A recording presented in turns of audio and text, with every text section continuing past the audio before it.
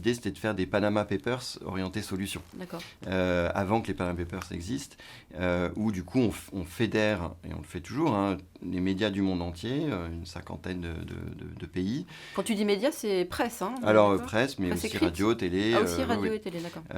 Et on les fédère ensemble. On dit voilà, on va faire une opération sur gender equality, sur la biodiversité, sur les océans, etc.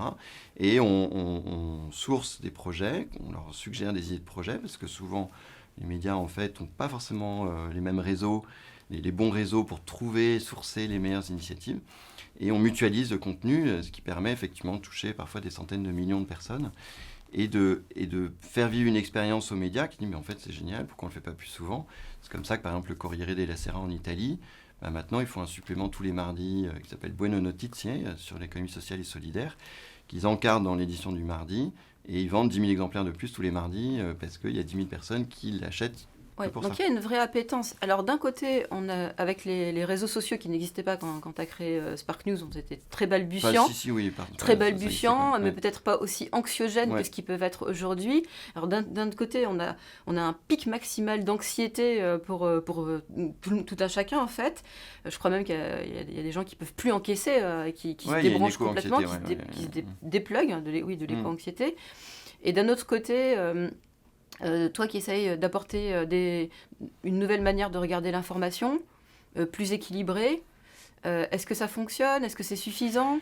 Alors, c'est clairement... Alors, ça a changé, c'est-à-dire que, encore une fois, à l'époque, certains se moquaient de nous, maintenant, certains nous payent pour former leurs équipes, ou en tout cas, c'est quelque chose qui est rentré dans ce qui est bien, mais ça ne suffit pas. Je pense qu'il faut aller plus loin, sans parler de solutions, des initiatives comme Ouest France, qui a décidé par exemple de ne pas publier et de commenter les sondages au moment des élections en disant mais en fait on passe plus de temps à commenter les sondages qu'à parler des vrais sujets. Donc ça c'est je pense des actions des médias qui ont plus d'impact, de remettre le sujet au cœur.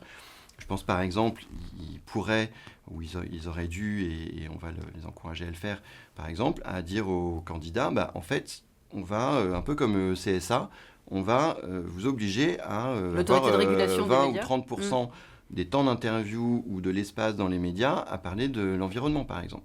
Et je pense que c'est quelque chose d'assez simple à mettre en œuvre et c'est quelque chose que les médias pourraient faire. C'est quand même pas normal que ces sujets-là aient été totalement si peu couverts. Voilà. Ouais. Alors on sait pourquoi, parce que les politiques comprennent pas ces sujets, ils n'ont pas pris le temps de se former, de s'acculturer. C'est compliqué, ça prend du temps.